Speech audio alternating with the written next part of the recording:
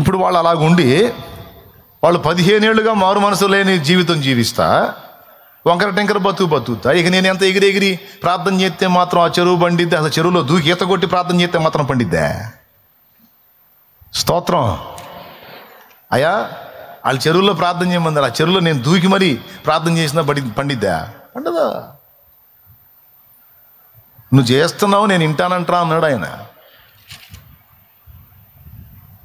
తీరాళ్ళని అడిగితే వాళ్ళ చరిత్ర 15 ఏళ్ళ చరిత్ర చెప్పారు అద్భుతంగా.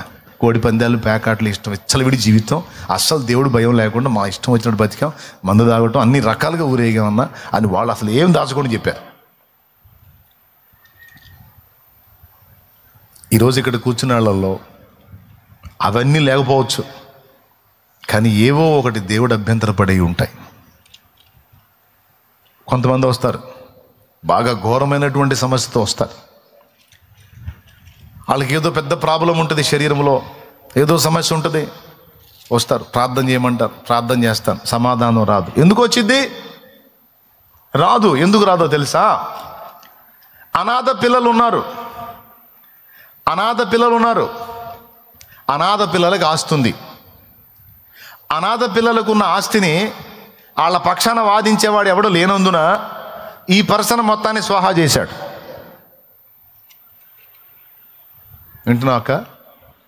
అన్న వింటున్నావా?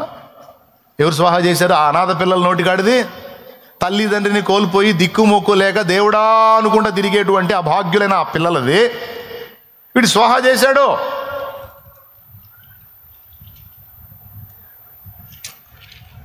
ఇప్పుడు వ్యాజ్యం ఎవరితో పడింది? ఇప్పుడు వ్యాజ్యం పిల్లలకు తల్లిదండ్రి ఉంటే అన్నాయ్ జాగ్రత్త దిగిన అన్నాయ్ అందరండి ఒకసారి పక్కన మొఖాలు చూడండి, ఖచ్చితంగా తెలుసుకోవాలి. చేతులు కలపండి, ఒకసారి చేతులు కలపండి కాస్త మీరు కూడా చేతులు కలపండి. వినాల, ఏది పోనీకూడదు. ఇది ఈ కేసులన్నీ వస్తుంటాయి, అందుకని చెబుతున్నాను నేను. వాళ్ళు చేసిన ఏమో బయటికి రావు.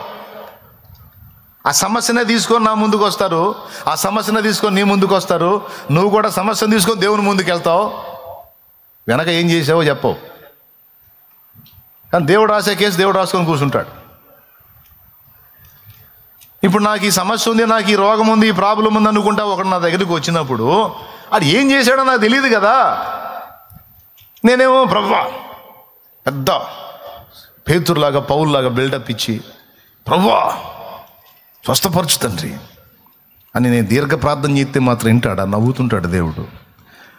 వచ్చినోడు ఒక ఎదవా, ఆ నెత్తిని చేపెట్టి నీడు ఒక ఎదవా అని, ఇద్దరు ఎదవలే అనుకుంటాడు ఆయన. స్తోత్రం. అంతేగా, ఆడు అనాథల కడుపు కొట్టాడు, తెలిసి కొట్టాడు. వాళ్ళ పక్షాన్ని ఎవరు అడిగేవాళ్ళు లేరని దుర్మార్గంగా కొట్టాడు, బుక్ అయ్యాడు. ఎందుకు బుక్ అయ్యాడు? వాళ్ళ కడుపు కొడితే వాళ్ళ పక్షాన వాదించేవాడు ఎవడున్నాడు? ఎవడు లేడు కదా. వాళ్ళ పక్షాన అడిగేవాడు ఎవడు లేడు కదా. ఏం ప్రాబ్లం లేదా అని కొట్టేశాడు. ఇప్పుడు వ్యాజ్యం ఎవరు తీసుకున్నారు? తల్లిదండ్రి బతికున్న వాళ్ళు బతికుంటే ఈ పిల్లలకి అన్యాయం జరిగితే తల్లిదండ్రి వ్యాజ్యం ఆడతారు. కానీ లేఖనాలు ఏం చెప్పాడు తెలుసా? దిక్కులేని వారి పక్షమున నేను వ్యాజ్యానికి దిగుతాను అన్నాడు ఆయన. నేనున్నా నేను లేనన్నట్టు బతుకుతున్నాను. తోలు ఊడిద్ది, ఎగురుతున్నావు, గంతులు వేస్తున్నావు, ఏనిచ్చి కొడితే నడుము తిరుగుతారా, ఇక లేవో.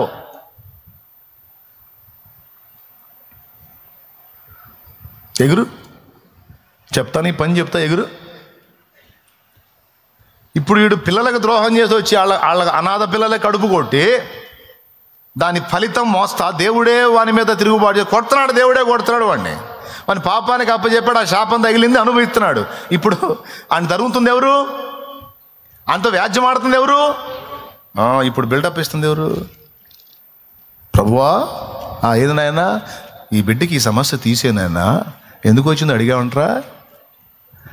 అవన్నీ అనవసరం ప్రభువా, ప్రతి పాపాన్ని కడిగి వేస్తావుగా ప్రభువా. ఎప్పుడురా? ఒప్పుకున్నప్పుడు కదా, ఒప్పుకోకపోయినా తీసేయి ప్రభు అంటే రూల్స్ ఒప్పుకోవరా అంటాడు.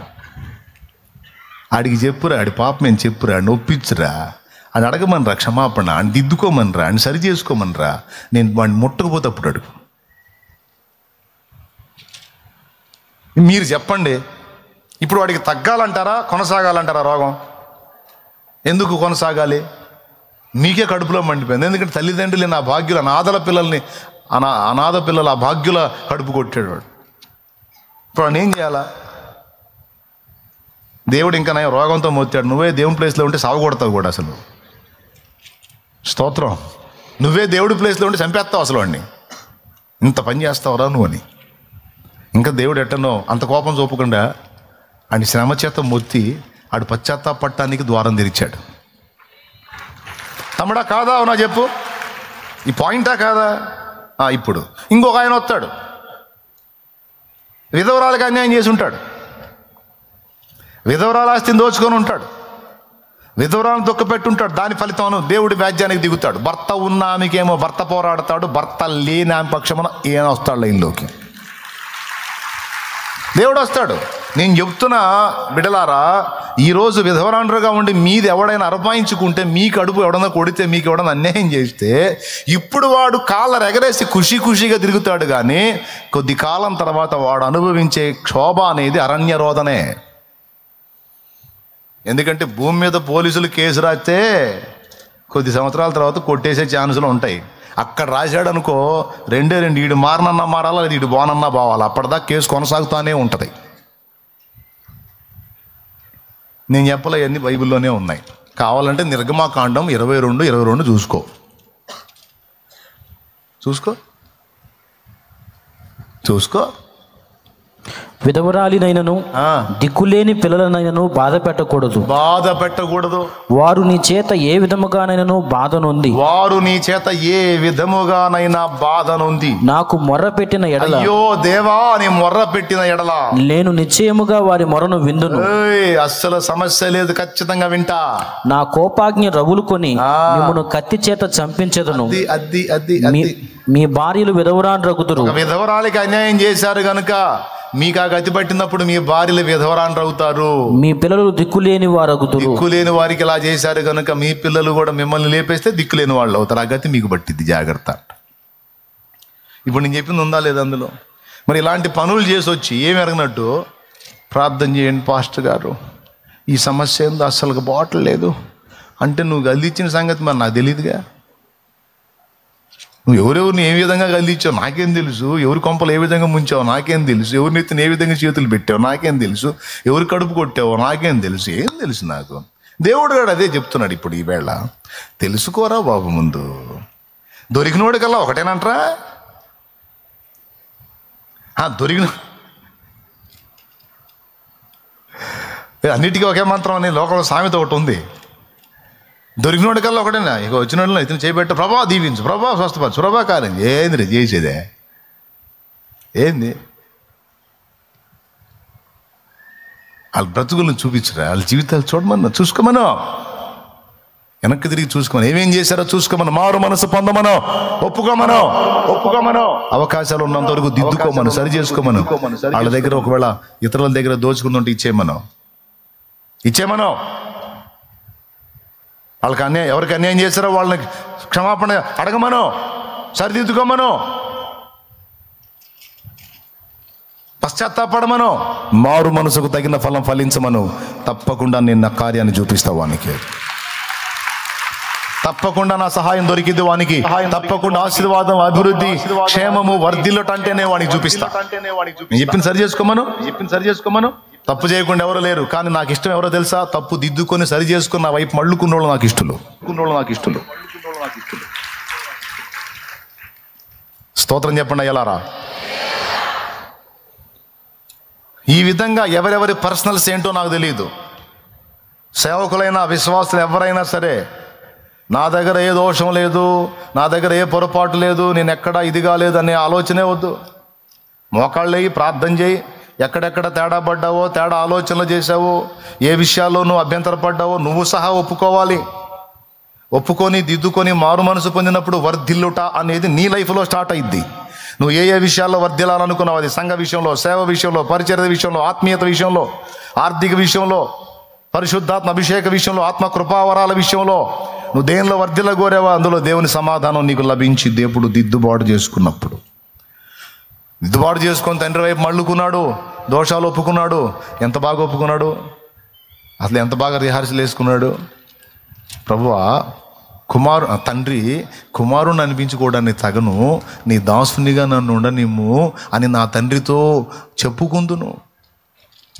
ఎందుకంటే నా తండ్రి ఇంట పని వాళ్ళకు కూడా కడుపు నిండా అన్నం దొరుకుతుంది, నేను ఇక్కడ పందుల దొడ్డిలో ఉన్నాను, పందులకు దొరికినంత ఆహారం నాకు దొరకట్లేదని చిన్న కుమారుడు బుద్ధి వచ్చినప్పుడు తండ్రి వద్దకు మళ్ళుకున్నప్పుడు ఈ మనోడు రిహార్సల్ వేసుకుని వచ్చాడు కదా, ప్రాక్టీస్ చేసుకుని, తండ్రి నన్ను ఎదుర్కోగానే నేను తండ్రి పాదాలు పట్టుకోవాలి, పశ్చాత్తాపడాలి, క్షమాపణ అడగాలి, నేను దిద్దుకోవాలి, నేను ఒప్పుకోవాలి, కుమారుడిగా పనికిరాను, దాసుడుగానన్నా ఉండనిమ్మని ఆయన శరణు వేడాలి అని బోళ్ళంత అనుకొని వచ్చాడు కదా.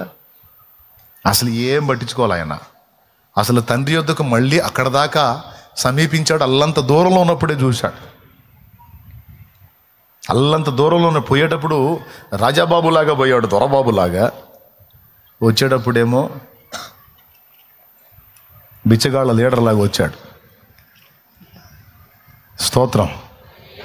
కానీ చిత్రం చూడండి, ఈ రాజాబాబులాగా పోయినప్పుడు ఆయన గుర్తించాడు, వీడు బిచ్చగాళ్ళ నాయకుడిలాగా వచ్చినప్పుడు కూడా అల్లంత దూరంలో ఉన్నప్పుడే తండ్రి గుర్తుపట్టి పరుగున తన వైపు మళ్ళుకొని వస్తున్న కుమారుడి మెడ మీద పడి, వాడు వస్తుంది ఎక్కడి నుంచి, పందుల దొడ్లోంచి, అయినా లక్ష్య పెట్టాల.